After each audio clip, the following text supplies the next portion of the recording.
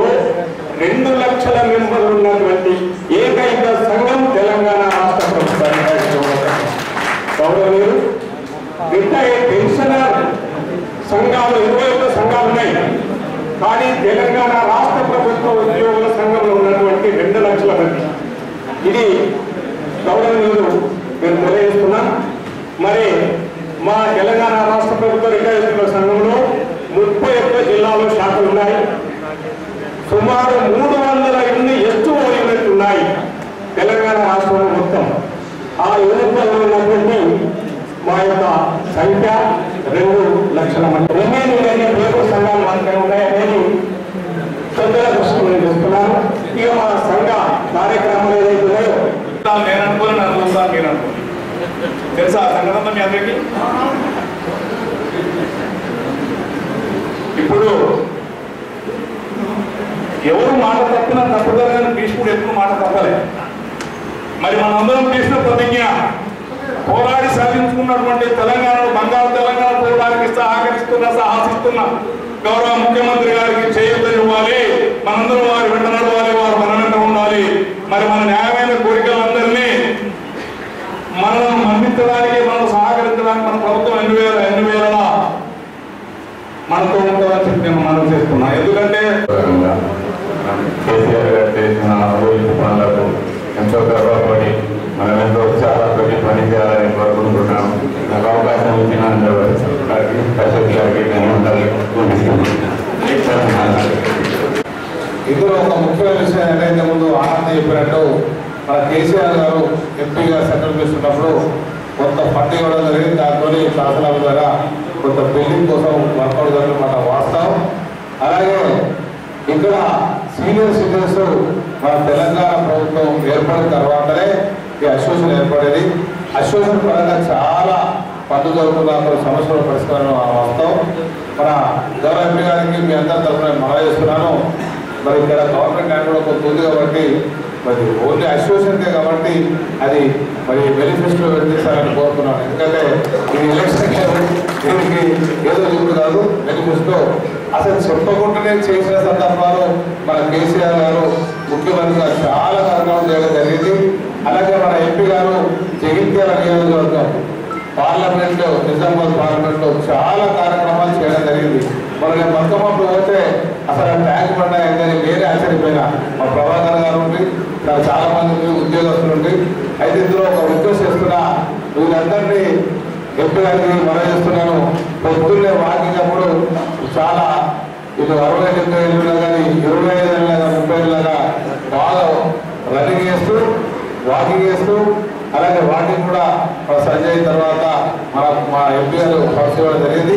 అక్కడ చాలా ప్రచారం చేస్తారు, గవర్నమెంట్ బాగుంది, ఇట్లా బాగున్నాయి అట్లా బాగున్నాయి. అలాగే ఇంతకుముందు ఎప్పుడైనా సినిమా దగ్గర చేస్తారు. ఇంతకుముందు చురుగ్గా ఉన్నారు కాబట్టి వీళ్ళు మంచి మంచి మానవ వనరులు వీళ్ళను ఏ రకంగా ఉపయోగించుకుంటే బాగుంటుంది. అందరికన్నా చాలా ఉపయోగపడిన వాళ్ళే ఈ సీనియర్ సిటిజన్స్, రిటైర్డ్ ఎంప్లాయీస్ అని మా ఎంపీ గారికి మనం చేస్తున్నా. ఎందుకంటే కూర్చున్న మంచి సమాధానం చెప్పి వాళ్ళు నచ్చడం చెప్పి అరటిపడి వచ్చాడు చెప్పి మంచి ఇంటిలో సంబంధించి గవర్నమెంట్ ఈ పరంగా చేస్తుంది, ఇంత మంచి కార్యక్రమం చేస్తుందని చెప్తారు.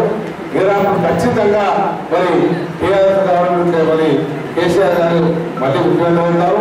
ఈ సమస్యలు తప్పనిసరిగా పరిష్కారానికి మేనిఫెస్టో పెట్టించవలసిందిగా నేను మేడం కవిత గారిని ఉద్యోగుల సమస్యల్ని, ఉపాధ్యాయుల సమస్యల్ని, పెన్షనర్ల సమస్యలు, కార్మికుల సమస్యల్ని, వీటితో పాటు సమాజంలో ఉండేటువంటి అన్ని వర్గాల సమస్యలు ఏర్పడుతూ ఉన్నది.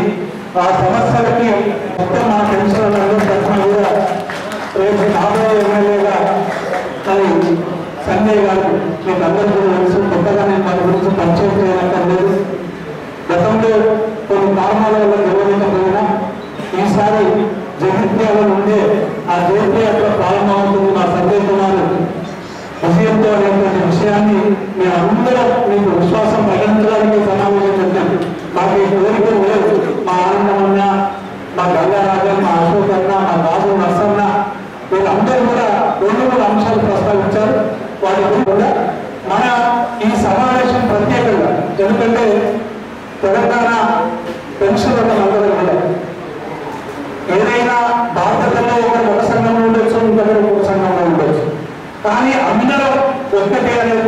విషయాన్ని ఇలా డిమాండ్ రూపంలో వాళ్ళ గవే డిమాండ్, వీళ్ళ గవే డిమాండ్, నేను చెప్పబోయేది గవే డిమాండ్, అన్ని భావ సారూప్యత కలిగినటువంటి డిమాండ్. అట్లాగే గౌరవ ముఖ్యమంత్రి గారి పట్ల కూడా మన అందరి ఆలోచన కేసీఆర్ గారితోనే ఈ రాష్ట్రం అభివృద్ధి సాధ్యమవుతుందనేటువంటి ఒక విశ్వాస నమ్మకం మనకుంది కాబట్టి ఈ మీటింగ్ జరుపుతున్నాం. దయచేసి సంఘాల ప్రస్తావన అన్ని సంఘాలను కలిసి ముందుకు పోవాలని నేను మీ అందరికీ కూడా పేరు పేరున విజ్ఞప్తి చేస్తాను. అట్లాగే పెద్దలు మా ఆర్థిక సంస్థల చైర్మన్ పెద్దలు రాజశేఖర్ గారు, రాజు నరసన్న గారు, అమీర్ గారు, మీరు ప్రధానంగా పెన్షన్లకు సంబంధించినటువంటి ఆత్మీయ సమయంలో ఇది 5వ సమావేశం. నేను అంత ఎంపీ గారికి తెలియజేస్తాను.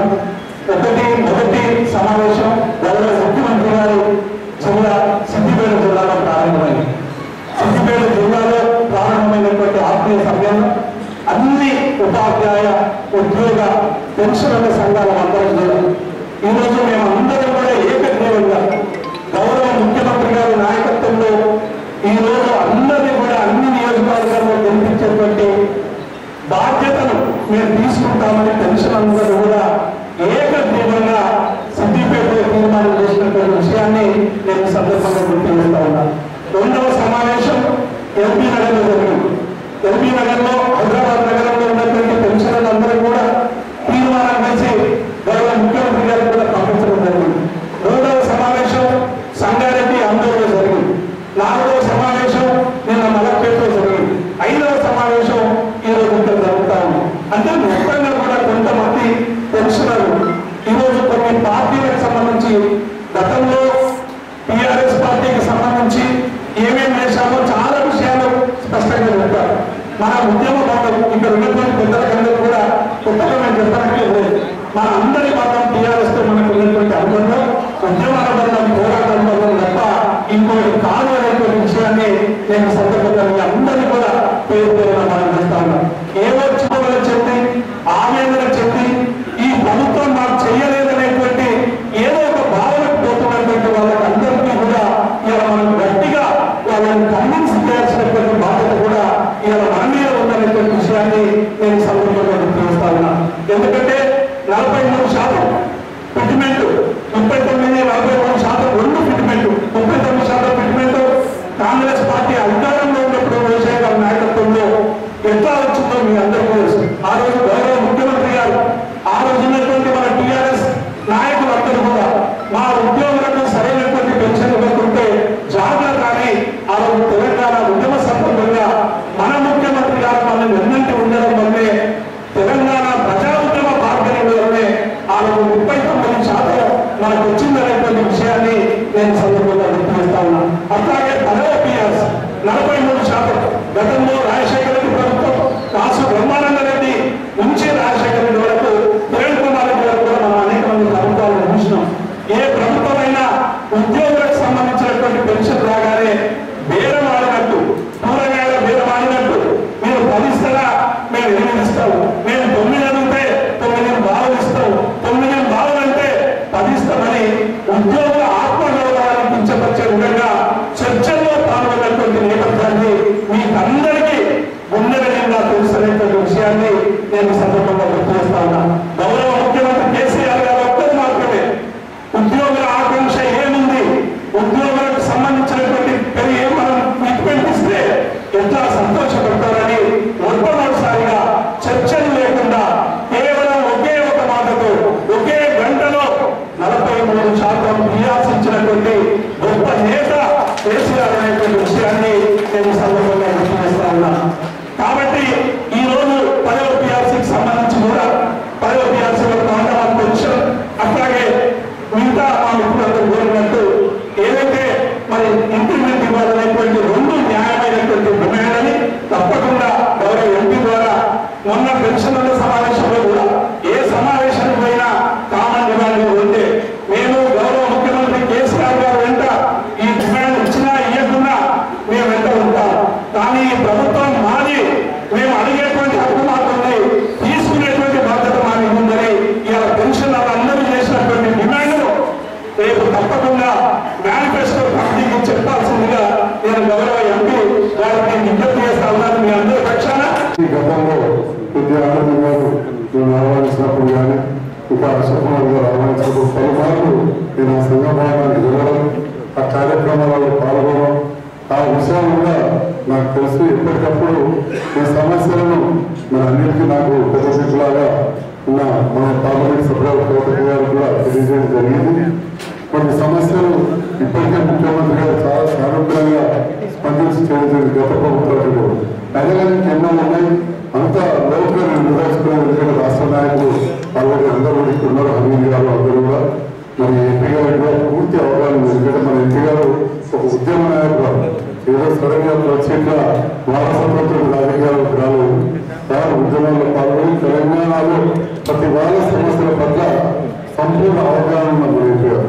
మరి వారసతోటి ఇప్పుడు ఈ 4 సంవత్సరాలుగా ఈ నియోజకవర్గ ఇన్ఛార్జిగా జగిత్యాల ప్రాంత అభివృద్ధి కోసం ఏర్పడి ప్రజల అన్ని వర్గాల సమస్యల పట్ల అవగాహన చేసుకుంటూ ఎప్పటికప్పుడు వారి దృష్టికి, అదేవిధంగా వారి సహకారంతో ముఖ్యమంత్రి గారి దృష్టికి కూడా పలుమార్లు ఎన్నో తీసుకెళ్ళడం జరిగింది. దాంట్లో భాగంగా జగిత్యాల నియోజకవర్గ అభివృద్ధికి కొన్ని నిధులు తీసుకురావడానికి కానీ, డబ్బు దీపం రోజులు కానీ ఇవన్నీ కూడా వారి సహకారంతో చేసినాం. ఇక సమయం ఎక్కలేదు. ఎందుకంటే కొద్దిగా ఈ ఎంపీ గారు అంటే మీకు తెలుసు, ఒక 10 మినిట్లు వస్తే 10 మంది వచ్చి కూర్చుంటారు. ఇక్కడికి రావాలని చెప్పి ప్రోసేసినా కానీ దాదాపు ఒక గంట సేపు, గంటన్నర సేపు లేట్ అయింది. కాబట్టి నేను ఎక్కడ మాట్లాడదలుచుకోలేదు. ఒకే విషయం, అందరూ కూడా పెద్దలు, గురుతులు అందరూ కూడా పెద్దలు, మీ అందరూ కూడా ఈ ఎలక్షన్లో గత ఎలక్షన్లో చాలా పెద్దలతో ఓడిపోయినా ఈసారి నా ఓటు వేసి గెలిపించి నన్ను ఆశీర్వదించాల్సిన మీ అందరూ కోరుకోవాలి. నేను ఇచ్చే భావంతో రేపు ఎమ్మెల్యే కలిసి జగిత్యాల ప్రాంత అభివృద్ధి ఒక్కటే నా దేవుడు, వేరే ఏం లేదు. ఉన్నత బిడ్డ పెళ్లి మీ అందరూ ఆశీర్వాదం అయిపోయింది. మిగతా సమయం అంతా కూడా ప్రజా సేవకి నేను అంకితం చేస్తాను తెలియజేస్తూ నన్ను ఇక్కడికి ఆహ్వానించి గౌరవించిన ఆర్గనైజర్స్ అందరికీ మీరందరూ కూడా ఇక్కడికి వచ్చినందుకు మరొకసారి ధన్యవాదాలు తెలియజేస్తున్నాను. జై హింద్, జై తెలంగాణ. మన పథకాలను ప్రపంచవ్యాప్తం చేసిన మన కల్వకుంట్ల కవిత, మన నియోజకవర్గాలు, మన జిల్లాలో ఉన్న అభివృద్ధి కార్యక్రమాలు మొత్తం మన జగిత్యాల నియోజకవర్గంలో మరి ఎన్నో మొదటి నుంచి ఇస్తున్నాం. మీకు 4 సంవత్సరాల నుంచి లెటర్ మీరు ఎంపీ కాగానే మొట్టమొదటి లెటర్ ఇచ్చినామని చెప్పి. అయితే మన దగ్గర ఒక సిస్టమ్ ఉంటుంది సార్. మన చేతికి వచ్చిన ఏ అప్లికేషన్ అయినా డైరెక్ట్గా సీఎం గారికి ఉంటే సీఎం ఆఫీస్కి వెళ్ళిపోతుంది, అది ఫైలింగ్ అయిపోతుంది. ఆ ఇష్యూస్ ఎప్పుడు వస్తే అప్పుడు వాటిని చర్చలోకి వచ్చినప్పుడు తీసుకోవడం జరుగుతుంది. అయితే పలు సందర్భాల్లో దేవాలయం కావచ్చు, మేము కావచ్చు, ఉద్యోగుల విషయంలో ఎక్కడ కూడా మేము రిలాక్స్ కాము. ఎందుకంటే ఒక నాయకుడు ఎంత గొప్పవాడైనా అయి ఉండొచ్చు, అతని ఆలోచన సరి ఎంత గొప్పదైనా అయి ఉండొచ్చు, ఆయనకు అద్భుతమైనటువంటి ప్రణాళికలు ఆయన మెదడులో ఉండొచ్చు. కానీ ఆ ప్రణాళికలను ప్రజల దగ్గర చేర్చేది ఉద్యోగస్తులన్న విషయం అందరం కూడా మేము బలంగా నమ్మేటటువంటి వారు. మన గౌరవ ముఖ్యమంత్రి గారు మొదటి నుండి మాకు చెప్తూ వచ్చినారు, we are an employee friendly government. Employees అందరినీ కూడా మర్యాదతో, మనలతో మీరు మసలుకోవాలి. అధికారంలో ఉంటే మొదట ఎవరైనా కూడా ఉద్యోగస్తుల మీద కోపం ప్రదర్శించే ప్రయత్నం చేస్తారు. కానీ టీఆర్ఎస్ పార్టీ హయాంలో మీరు చూస్తూ ఉన్నారు ఎంత మర్యాదపూర్వకంగా అందరం కూడా భుజం తట్టి సైనికుల్లాగా తెలంగాణ ప్రజల కోసం పనిచేస్తూ ఉన్నారు. కాబట్టి ఉద్యోగుల సమస్యలు ఏమున్నా కూడా చాలా సీరియస్గా తీసుకుంటాం. అయితే ఎంత అవగాహన ఉన్నప్పటికీ కొన్ని అంశాలు నా పరిధిలో ఉండవు సార్. బాస్ ఇస్ బాస్ అంటాం కదా. సో కేసీఆర్ గారి దగ్గర కొన్ని అంశాలు ఉన్నాయి, వారికి కూడా రకరకాల ఇష్యూస్ మధ్యలో కొన్ని డీలేస్ జరిగి ఉండొచ్చు. కాబట్టి మీ అందరికీ కూడా నేను ఈ సందర్భంగా గుర్తు చేయాలనుకుంటున్నాను ఏంటంటే, ఎప్పుడు పిఆర్సీ అన్నా ఏ ప్రభుత్వాలైనా చర్చలకే 2 సంవత్సరాలు తీసుకుంటాం. మీ అందరికీ అనుభవంలో ఉన్న విషయం అది. ఈ చర్చ ఆ చర్చ, మళ్ళీ ఈ కమిటీ ఆ కమిటీ అని చెప్పి చర్చలకే 2 సంవత్సరాలు తీసుకుంటాం.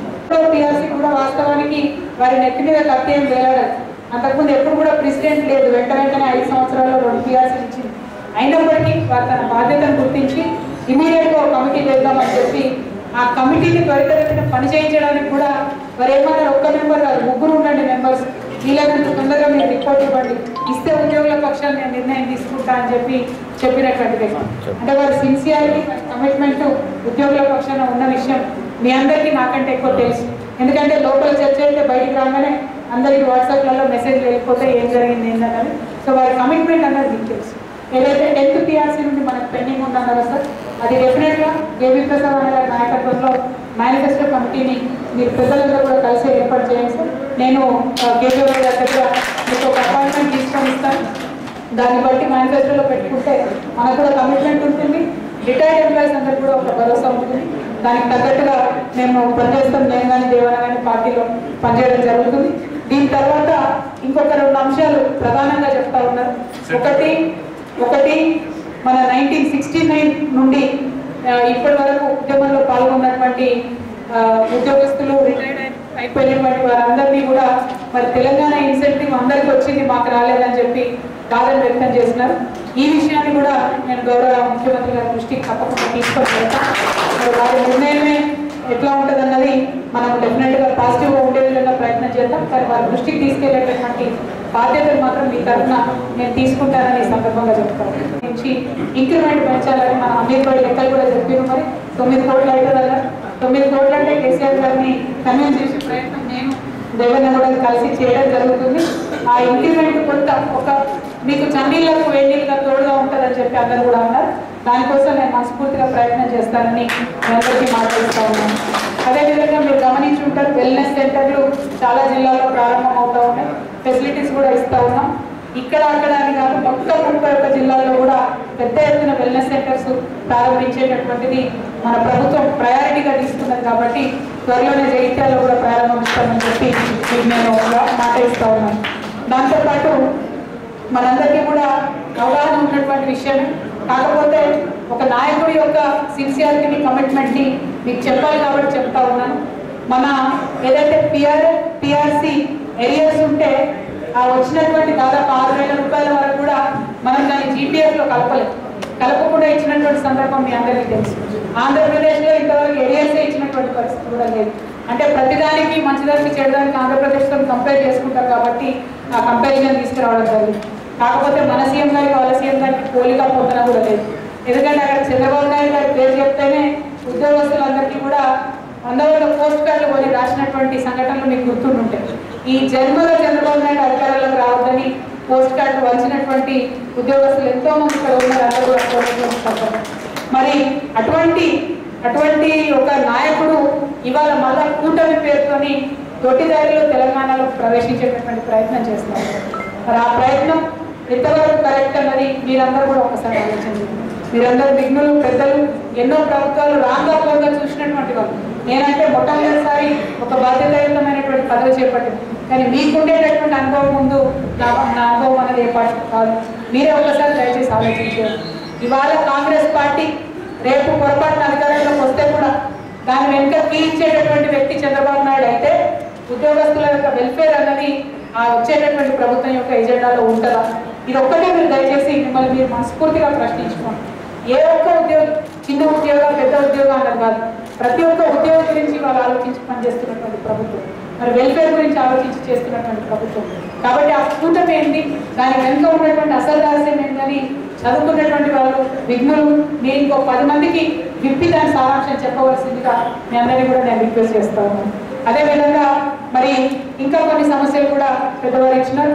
మొదటి మన మార్కెట్ కమిటీ సర్వీస్లో ఉన్న ఉద్యోగులను కూడా కలపాలి, వారికి కూడా హెల్త్ కార్డ్స్ ఇవ్వాలని చెప్పారు. మరి ఫస్ట్ ఫేజ్లో ఆలోచన లేకుండా సార్ సెకండ్ ఫేజ్లో వాళ్ళకి కూడా ఉండేటటువంటి ఆస్కారం ఉన్నది. ఇదివరకు చర్చలలో మార్కెట్ కమిటీ వాళ్ళ పేర్లు కూడా వచ్చినాయి. కాబట్టి ఇంక్లూడ్ చేయించడానికి నా వంతు ప్రయత్నం నేను చేస్తాను. దీని తర్వాత మన ఈ జగిత్యాల పొజిషన్లో వారు ఉన్నారు. మంచి మనసున్న వ్యక్తి, అన్నిటికన్నా ఎక్కువ. ఇక మన ఏమంటారు సిన్సియారిటీకి, డెడికేషన్కి అయితే ఆయన రోజు ఎన్ని సర్జరీలు చేస్తారన్నది కూడా మీకే తెలుసు, నేను కూడా చెప్పే పని లేదు. సో ఇవన్నీ అంటే ఇప్పుడు వెనక్కి కల్మషం లేదంటే ఎవరికి కల్మషం ఉన్నట్టు?